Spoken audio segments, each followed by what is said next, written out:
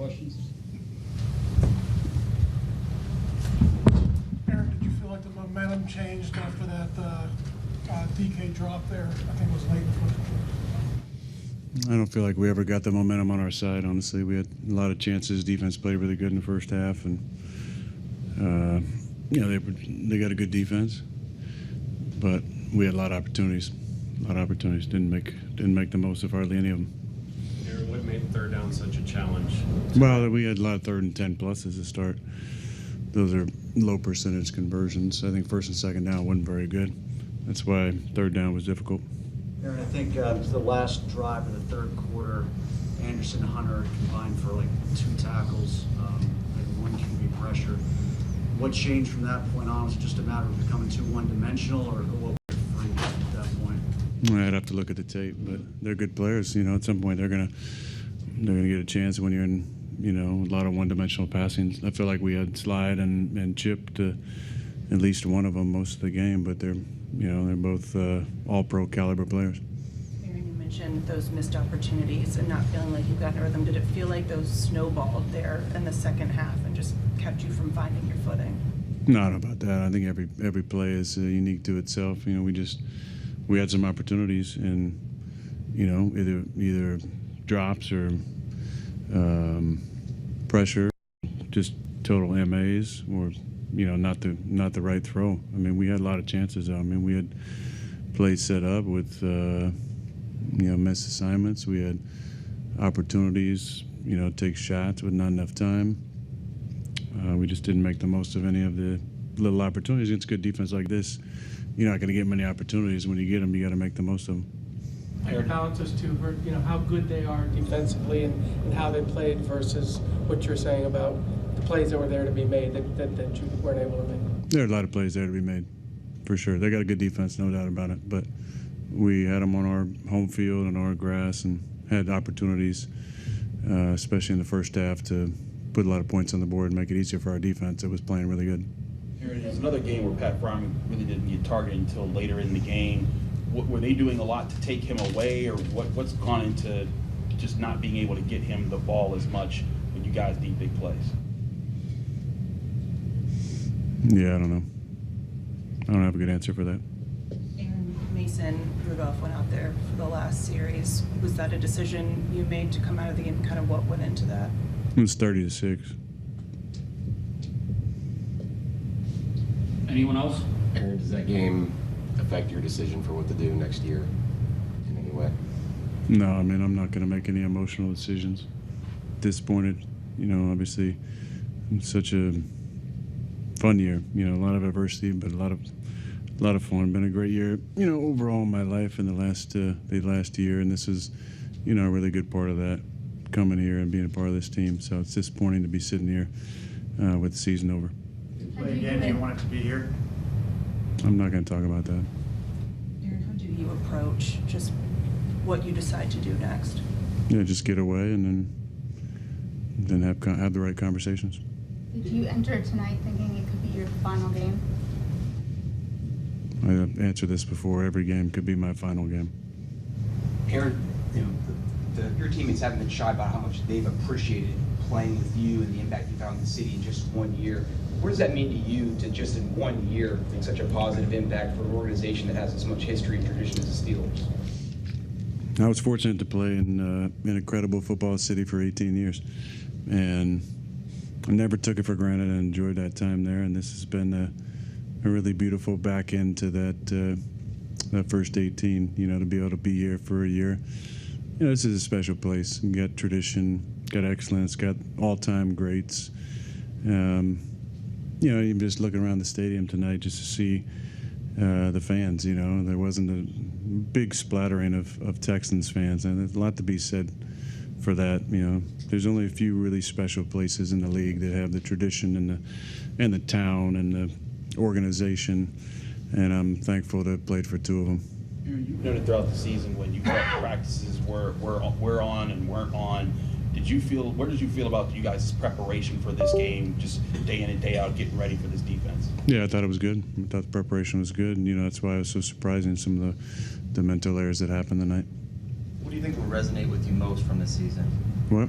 What do you think will resonate with you most from this season? Oh, I mean, there's so many fun moments from the year. I mean, starting going back to Latrobe and the beauty in that opportunity to come together as a team. We faced a lot of adversity, but you know, there's a lot of special moments that I'll think back on. Right now, it's just disappointment, but thankful to put the colors on and run out of that tunnel and be a part of this organization.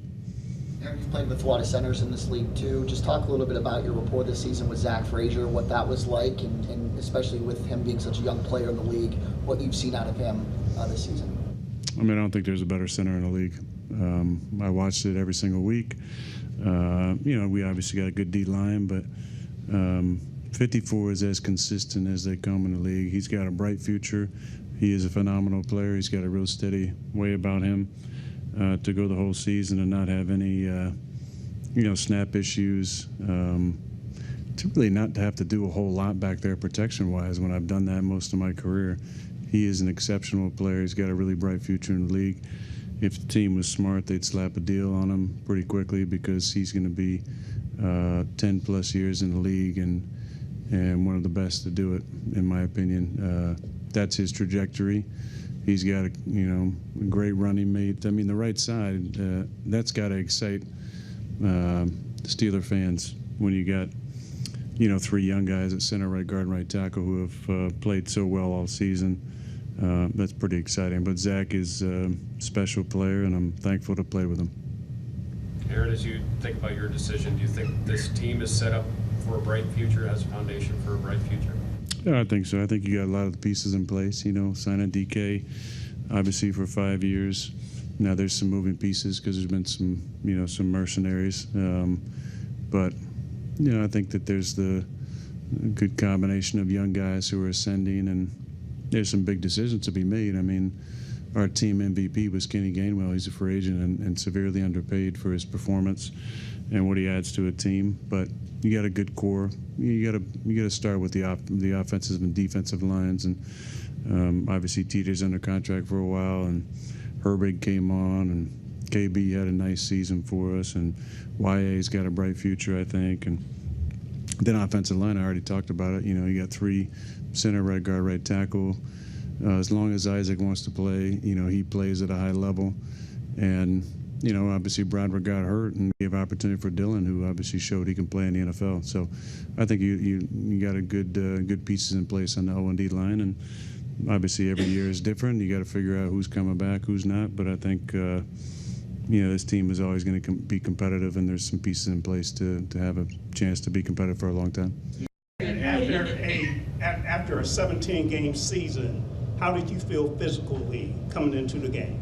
Yeah, I feel good. I think that's the one thing that was the most thankful for, other than the wrist that bothered me the last few weeks of the season, the last half, I guess. Yeah, I felt pretty healthy all season, so I'm thankful for that. You've praised Mike this season for his coaching job and how he's prepared you guys. When someone points to this is now his 9th straight season without a playoff win, what do you think he does or doesn't do that goes unseen, whether you appreciate it or otherwise? I mean, this league has changed a lot in my 21 years. When you hear a conversation about the Mike Tomlins of the world, Matt LaFleurs of the world, those are just two that kind of I've played for. And when I first got in the league, there wouldn't be conversation about whether those guys were on the hot seat, but the way that the league is covered now, and the way that there's snap decisions, and the validity given to the Twitter experts and all the experts on TV now who make it seem like they know what the hell they're talking about. To me, that's an absolute joke. And for either of those two guys to be on the hot seat is really apropos of where we're at as a society and a league, because obviously Matt's done a lot of great things in Green Bay, and we had a lot of success. Mike T has had more success than damn near anybody in the league, for the last 19, 20 years. And more than that, though, when you have the right guy and the culture is right, you don't think about making a change. But there's a lot of pressure that comes from the outside, and Obviously, that sways decisions from time to time, but it's not how I would do things and not how the league used to be. What have you learned from being with Mike for a season about him? I've answered that a number of times. I've talked extensively about how I feel about Mike, and I just did in that fucking answer. So, thanks.